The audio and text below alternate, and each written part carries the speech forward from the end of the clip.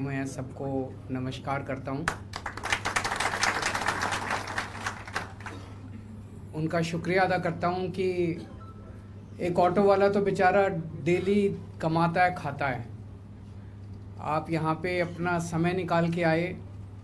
ज़ाहिर तौर पे हर एक ने एक दो सवारी तो गंवाई होगी, तो मैं आपका शुक्रिया अदा करता हूं कि आपने हमें इतना मान सम्मान दिया, तवज्जो दी कि आप अपना धंधा छोड़ के आज 3-4 घंटे के लिए यहाँ पे आए। जैसे अभी राजेश भट्ट जी, आपका नाम है, राजेश भट्ट जी ने कहा कि दिल्ली के ऑटो वाले हमारे इतने मुरीद क्यों हैं। आज आपके बीच में आके मुझे अपने दिल्ली वाली जो पूरी यात्रा है वो याद आ गई। 7-8 साल पहले जब हमने शुरू में राजनीति में कदम रखा था, दिल्ली के ऑटो वालों से तब संपर्क हुआ हमारा। आज मैं एक बहुत बड़ी बात कहने जा रहा हूं और ये कोई अतिशयोक्ति नहीं है। दिल्ली में हमारी सरकार बनी, इसमें 70% योगदान ऑटो वालों का है। ये मैं कोई झूठ नहीं बोल रहा, आपको खुश करने के लिए नहीं कह रहा, मैं अभी बताऊंगा कैसे है। 70% योगदान ऑटो वालों का है। यहाँ का मुझे नहीं पता, लेकिन दिल्ली में उस वक्त ऑटो वालों को लोग बड़ी नफरत की नज़रों से देखते थे। कहते थे ऑटो माफिया, ऑटो वाला मीटर से नहीं चलता, ऑटो वाला ज़्यादा ओवर चार्जिंग करता है, ऑटो वाले माफिया हैं, ऑटो वाले ये हैं, ऑटो वाले ये। इस तरह की बातें ऑटो वालों के लिए कही जाती थी। जब मैंने ऑटो वालों से बात करनी चालू की तो कुछ लोगों ने कहा, देखो अगर तुम इनका साथ दोगे तो सारी जनता तुम्हारे खिलाफ हो जाएगी, जनता इनको नहीं चाहती, ये लोग जनता को लूटते हैं, तो तुम इनसे बात मत करो। जब मैंने बात की और सारे सिस्टम का पता चला, एक ऑटो वाला सवेरे से शाम तक पुलिस वाले को भी पैसे देता है, सरकारी विभाग के ट्रांसपोर्ट डिपार्टमेंट को भी पैसे देता है, आरटीओ वाले को भी पैसे देता है, पता नहीं कितने लोगों को पैसे देने पड़ते हैं। और जब किराया बढ़ाने की बात आती है तो कोई सरकार उनका किराया नहीं बढ़ाती। कानून इतने मुश्किल बना रखे हैं, इतने मुश्किल बना रखे हैं कि कोई ऑटो वाला बेचारा चाह के भी ईमानदारी से काम नहीं कर सकता। फिर जब वो कहाँ से निकालेगा पैसा, वो फिर सवारी से 2-4 रुपये एक्स्ट्रा ले लेता है। तो मैंने रामलीला मैदान में एक दिन सारे ऑटो वालों की मीटिंग बुलाई। मैंने कहा मैं तुम्हारे साथ खड़ा हूँ और आज मैं दिल्ली की जनता को अपील करना चाहता हूँ कि अगर ये ऑटो वाले माफिया होते तो आज इनके बड़े बड़े महल होते। इन्होंने जितना भी आप कहते हो ये लूटते हैं, जितना भी इन्होंने लूटा वो सारा लूट मार करके भी ये बेचारे झुग्गी में रहते हैं। तो माफिया ऑटो वाले नहीं है, माफिया ये नेता हैं, माफिया ये पार्टियां हैं जिन्होंने जानबूझ के सिस्टम बना रखा है कि ऑटो वाले को बेचारा अपनी ईमानदारी के साथ सुख चैन से जिंदगी नहीं जीत सकता। माफिया कौन है? माफिया वो लोग हैं जिन्होंने सड़कों के और पता नहीं किस किस चीज के अंदर हजारों करोड़ रुपए के पैसे कमा लिए, अपने प्राइवेट जेट रख लिए, अपने बड़े बड़े महल बना लिए, बड़ी बड़ी गाड़ियां बना ली। माफिया वो हैं या माफिया हमारे बेचारे ऑटो वाले हैं जिनकी जो अपनी 2 जून की रोटी कमाने के लिए तड़पता रहता है बेचारा। तो मैंने वहाँ पे जब दिल्ली की जनता को कहा, मैंने कहा एक बार हमको जिता दो, ऐसा सिस्टम बनाऊंगा कि सारी दिल्ली की जनता ऑटो वालों से प्यार करने लगेगी। आज आप दिल्ली चले जाओ, अब दिल्ली में कोई ऑटो वाला, कोई दिल्ली की जनता ऑटो वालों के लिए कुछ बुरा भला नहीं कहती। ऑटो वाला दिल्ली के लोगों को प्यार करता है, उनको इज्जत देता है और दिल्ली की जनता ऑटो वालों को इज्जत देती है। सारे मीटर से चलते हैं, सारे अच्छा चलते हैं, सारे ईमानदारी से कमाते हैं। क्यों? हमने सारा सिस्टम बदल दिया ऑटो का। जितने उलट सुलट कानून इन्होंने बना रखे थे जिसकी वजह से इनसे पैसे लिए जाते थे, वो सारे कानून बदल दिए, सारा सिस्टम ठीक कर दिया।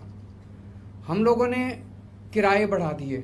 जितना ऑटो वालों किराया कमेटी बनाई, उस किराया कमेटी में ज़्यादा ऑटो वाले थे, 2-4 अफसर थे।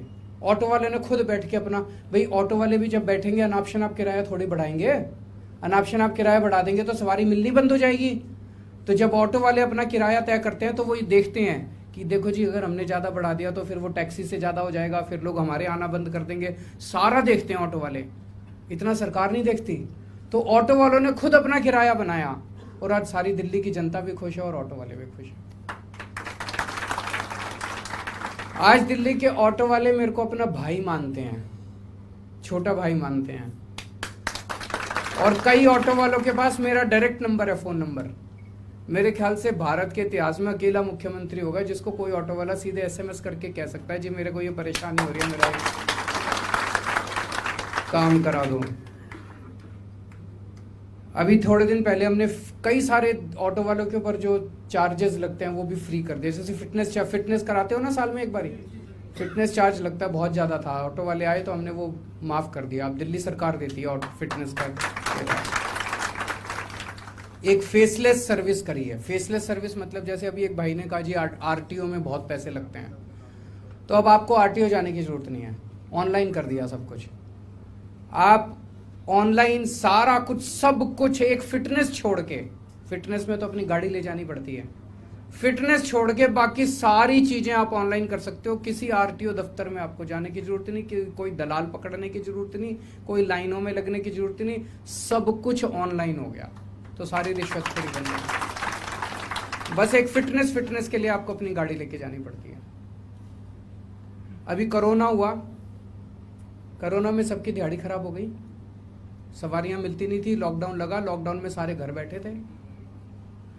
हमने पहली वेव आई, उसमें दिल्ली के 1.5 लाख ऑटो वालों के अकाउंट में 5-5 हजार रुपए जमा कराए।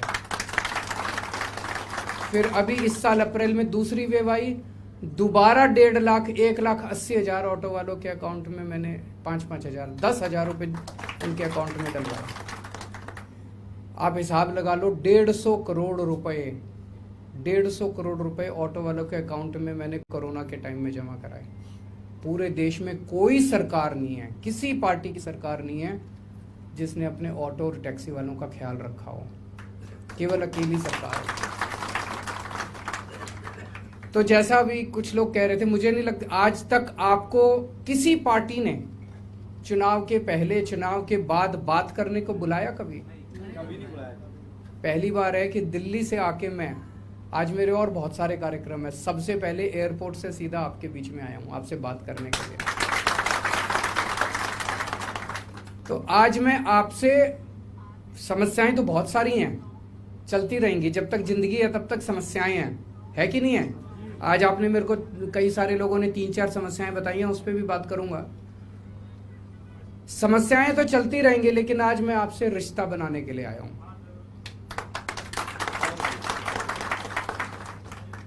आपको गले लगा के आपका भाई बनने के लिए आया हूं। बनाओगे भाई? जोर से बताओ। तो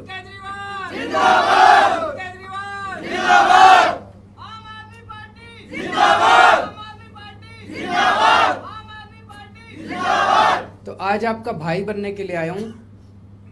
आपकी सारी समस्याओं की जिम्मेदारी मेरी है। जैसे परिवार में बड़ा भाई होता है ना, बड़े भाई की जिम्मेदारी होती है। परिवार के लोग जाके उसको कह देते हैं भाई ये समस्या है तो उसी को करना, तो मेरी जिम्मेदारी है। अभी 2-3 चीजें आप लोगों ने बताई हैं। एक तो सिस्टम बदलेंगे सबसे पहले, अगर हमारी सरकार बनती है तो। आपकी समस्याओं की जिम्मेदारी मेरी है और सरकार बनाना जिम्मेदारी आपकी है। आप सरकार बनवा दो उत्तराखंड के अंदर और एक एक करके सारी समस्याएं सॉल्व करेंगे। सबसे पहले सिस्टम बदलेंगे। सिस्टम में जितने लूप होल हैं, जितने गड़बड़ हैं, जितने इन्होंने शासनादेश बना रखे हैं, कानून बना रखे हैं, पेंच लगा रखे हैं, जानबूझ के लगा रखे हैं, वो सारे चेंज करेंगे ताकि रिश्वत लेने और देने की जरूरत ही ना पड़े। जैसे दिल्ली में सिस्टम बदला। दूसरा, सिस्टम को फेसलेस करेंगे जैसे दिल्ली में करा। अब मैं हवा में बात कर रहा होता तो अलग बात थी, दिल्ली में लागू करके आया हूँ। और दिल्ली में आपको मैं चैलेंज कर रहा हूँ, किसी भी ऑटो वाले को फ़ोन कर लेना और फ़ोन करके पूछ लेना भाई केजरीवाल कैसा काम कर रहा है। अगर वो तारीफ ना करे तो मेरे को वोट ना देना उत्तराखंड। सही है कि नहीं है?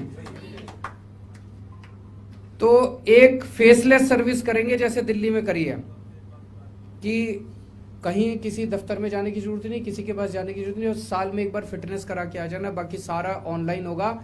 और जिन लोगों को ऑनलाइन नहीं करना आता, वहाँ पे दिल्ली में हमने एक ऑटो वालों के लिए एक नंबर दे दिया, उस नंबर पे फ़ोन कर दो, दिल्ली सरकार का एक कर्मचारी आपके घर आके काम कर जाता है। या तो किसी पढ़े लिखे से ऑनलाइन करा लो, अपने बच्चों से ऑनलाइन करा लो, ऑनलाइन नहीं करना आता, उस नंबर पे फ़ोन कर दो, वो आपसे अपॉइंटमेंट लेके आपके घर आता है आपके काम करने के लिए, आपके घर आके काम करके जाता है। तीसरी चीज, अगर किसी की भी एक्सीडेंट होता है, उसके सारे इलाज का खर्च सरकार देगी, आपको कोई खर्च देना, बेस्ट से बेस्ट आपका इलाज कराया जाएगा। तो एक भाई ने कहा कि इंश्योरेंस से भी बड़ी चीज है। दिल्ली में हमने सारे दिल्ली के 2 करोड़ लोगों का सारा इलाज मुफ्त कर दिया है। किसी भी दिल्ली के किसी भी नागरिक का, चाहे अमीर हो चाहे गरीब हो, दिल्ली के किसी भी नागरिक को कोई भी अगर बीमारी होती है, चाहे उसमें 50 लाख 60 लाख 70 लाख का भी अगर खर्चा आएगा, सारा खर्चा दिल्ली सरकार देती है। तो वो आपके ऊपर भी लागू होगा, उत्तराखंड के सब लोगों के लिए करेंगे, आपके ऊपर भी लागू होगा। और जैसे दिल्ली में फिटनेस फीस खत्म करी है, वैसे करेंगे। पार्किंग को लेके था, दिल्ली में भी एक बड़ी दिक्कत होती थी, पार्किंग अलग से नहीं बनी हुई थी। इस वजह से अगर कोई ऑटो वाला 5 मिनट कहीं सड़क के किनारे खड़ा हो जाए, पुलिस वाला आके उससे पैसे लेके जाता था, उसका चालान कटा करता था। अभी हमने 500 स्टैंड बना दिए ऑटो वालों के लिए, अलग अलग पूरे दिल्ली के अंदर। तो अब उनकी ऑफिशियल पार्किंग हो गई, पहले ऑफिशियल पार्किंग ही नहीं थी उन लोगों की। बहुत सारे काम है, ये तो मैंने थोड़े से गिनाए, सारे काम करेंगे। कोरोना के टाइम में जो दिक्कत हुई, जैसे दिल्ली में उन ऑटो वालों को दिए, आपको भी पैसे देंगे, ताकि कोरोना के टाइम के जितना आपका नुकसान हुआ, वो सारे नुकसान की आपकी भरपाई करेंगे। बड़ी बात यह है, जैसे दिल्ली हमने स्कूल अच्छे करे। अभी बाबूजी कह रहे थे मैं स्कूल देख के आया, कोई कह रहा था मैं स्कूल देख के आया, बड़े अच्छे स्कूल थे, अस्पताल भी बड़े अच्छे कर दिए। आपके बच्चों का भविष्य बनाना मेरी जिम्मेदारी है। आप चाहते हो ना बच्चे बड़े बने, अच्छे बने बड़े होके। आप नहीं चाहते कि गरीब रहें, गरीबी से बाहर निकले परिवार। पूरे देश में कोई नेता नहीं है जो आपको आके कहेगा कि मैं आपके बच्चों के स्कूल अच्छे कर दूंगा। किसी ने कहा आज तक? मैं चैलेंज करता हूं, 70 साल के भारत के इतिहास में किसी नेता की मेरे को वीडियो दिखा दो जिसने कहा होगा मेरे को वोट दे दो, मैं तुम्हारे बच्चों के स्कूल अच्छे कर दूंगा। मैं आके कह रहा हूं, मैं आपके बच्चों के स्कूल अच्छे कर दूंगा, आपके बच्चों का भविष्य बना दूंगा, आपके बच्चों के लिए नौकरी का इंतजाम कर दूंगा, आपके परिवार के लिए अस्पताल का, अच्छे अस्पताल का, फ्री इलाज का इंतजाम कर दूंगा। अब मैं आप लोगों से 2-3 चीजें मांगना चाहता हूं। पूरे आप लोगों का तो पूरा नेटवर्क होगा ऑटो टैक्सी वालों का। पूरे उत्तराखंड में जितने भी शहर हैं, जितने भी ऑटो टैक्सी वाले हैं, अब आप लोगों को जिम्मेदारी लेनी पड़ेगी। हर ऑटो टैक्सी के पीछे आम आदमी पार्टी का पोस्टर चिपकना चाहिए। वो जिम्मेदारी आपको लेनी पड़ेगी। करेंगे सब लोग? फ्री में करना पड़ेगा, मेरे पास पैसे नहीं है।